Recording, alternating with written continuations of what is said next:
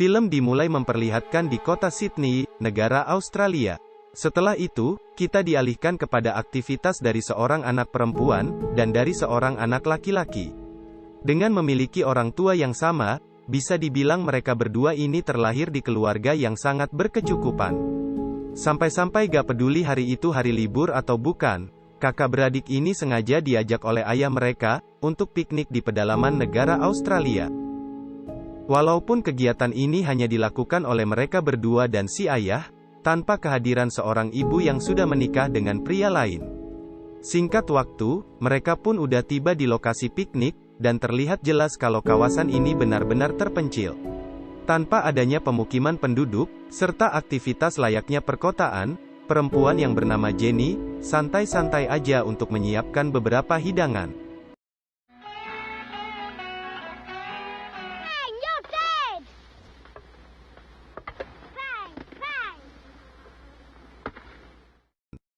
Sedangkan adiknya yang bernama Lucas, sengaja menyempatkan diri untuk bermain dengan barang bawaannya.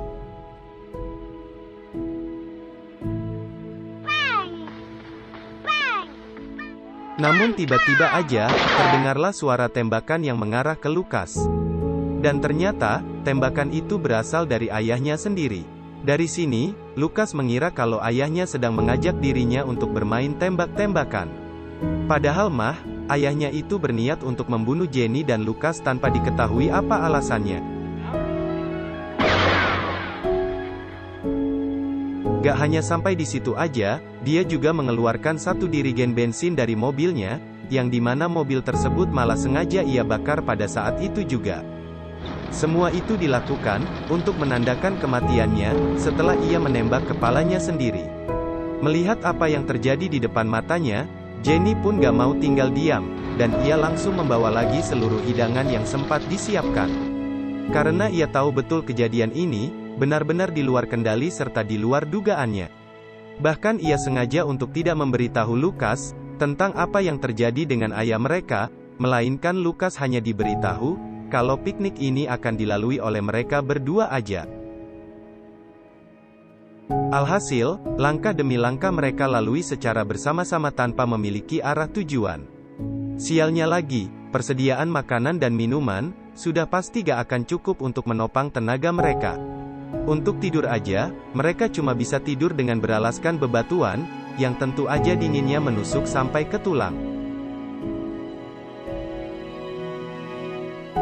Keesokan harinya, Jenny dan Lucas pun melanjutkan perjalanan untuk mencari pemukiman penduduk.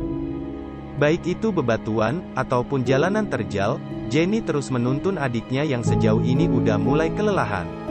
Celakanya lagi, cadangan makanan mereka udah habis, jadi untuk mengisi kekosongan perut, mereka hanya bisa gadoin butiran garam untuk menunda lapar.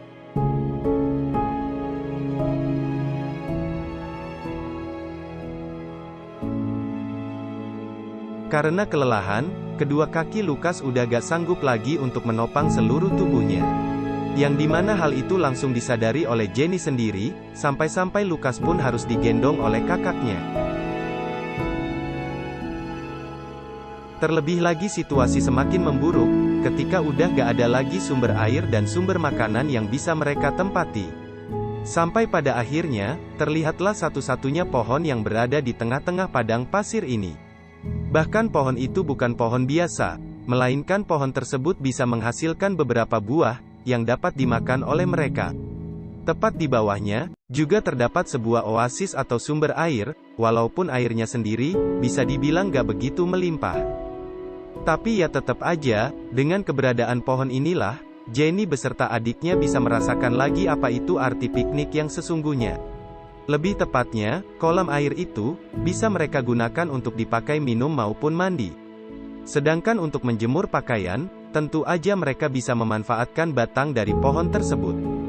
Bisa kita bayangkan, keajaiban apa yang mereka dapatkan pada saat ini, dengan adanya sebuah pohon dan juga sebuah oasis di tengah-tengah wilayah gersang, Jenny dan Lucas masih diberi kesempatan untuk mengisi ulang tenaga mereka.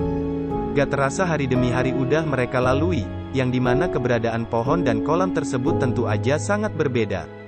Seluruh buah udah termakan semua, begitu juga dengan pasokan air yang udah kering sekering-keringnya.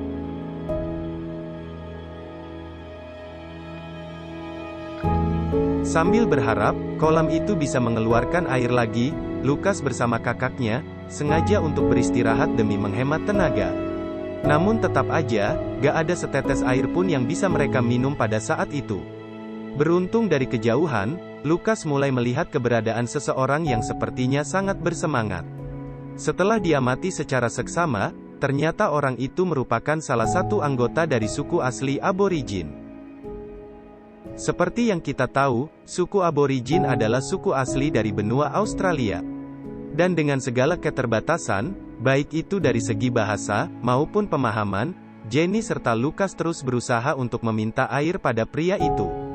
Pada awalnya pria itu gak mengerti apa yang dikatakan Jenny, tapi tidak lagi setelah dia melihat gerak-geriknya Lukas, yang berujung terteguklah sedikit air pada saat itu.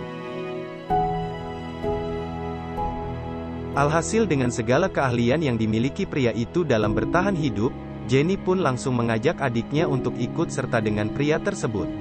Mau diajak kemana, Jenny terus ikut aja, selagi pria itu masih menunjukkan gerak-gerik yang begitu ramah.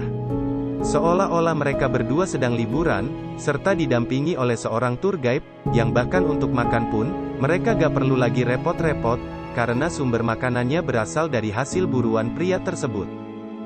Akan tetapi, selama berjalan beriringan, kulitnya Lukas masihlah sangat sensitif terhadap hamparan sinar matahari. Sampai-sampai kulitnya itu, terlihat melepuh dan juga terbakar.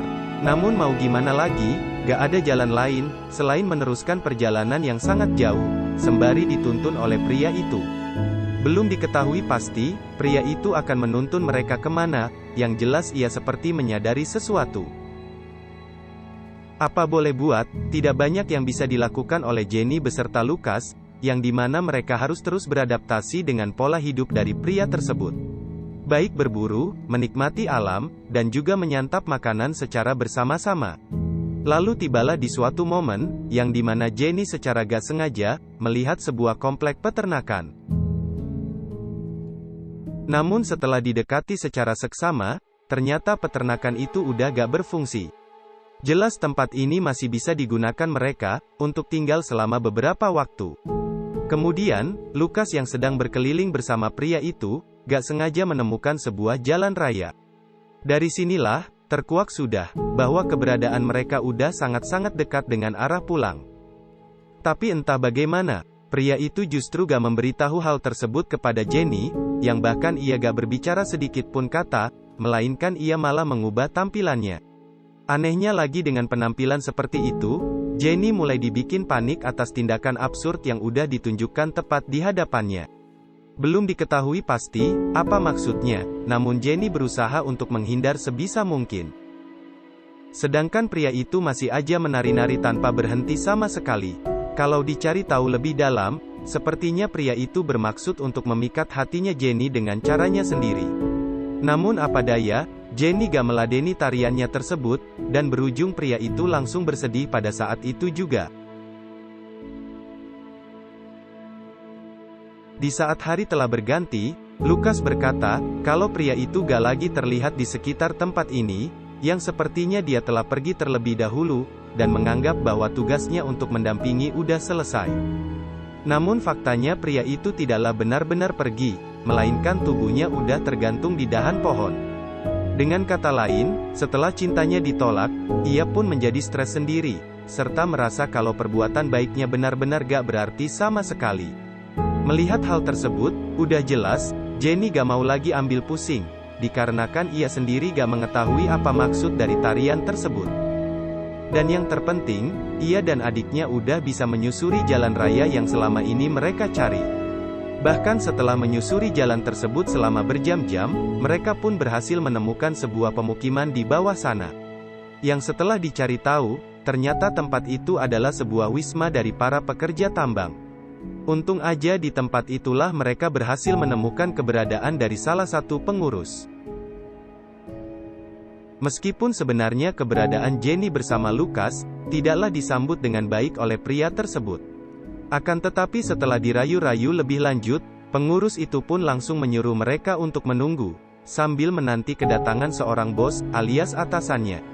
Gak ada yang menyangka, dari penantian itulah, kehidupan Jenny serta adiknya, langsung berubah 180 derajat, yang dimana Jenny sudahlah dinikahi oleh si pemilik wisma tersebut, dan akhirnya film pun selesai. Jujur aja, menurut Mimin, film ini kurang panjang ceritanya, tapi Mimin tetap apresiasi dengan kualitas pembuatan film ini pada zamannya. Mudah-mudahan film ini dapat di-remake dengan standar film di zaman sekarang. Sekian pembahasan dari alur cerita dari film Walkabout, sampai jumpa di video selanjutnya.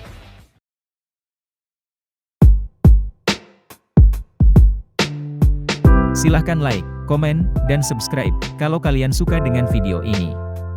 Dengan subscribe, secara tidak langsung kalian membantu channel ini untuk terus berkembang. Sampai ketemu di video selanjutnya.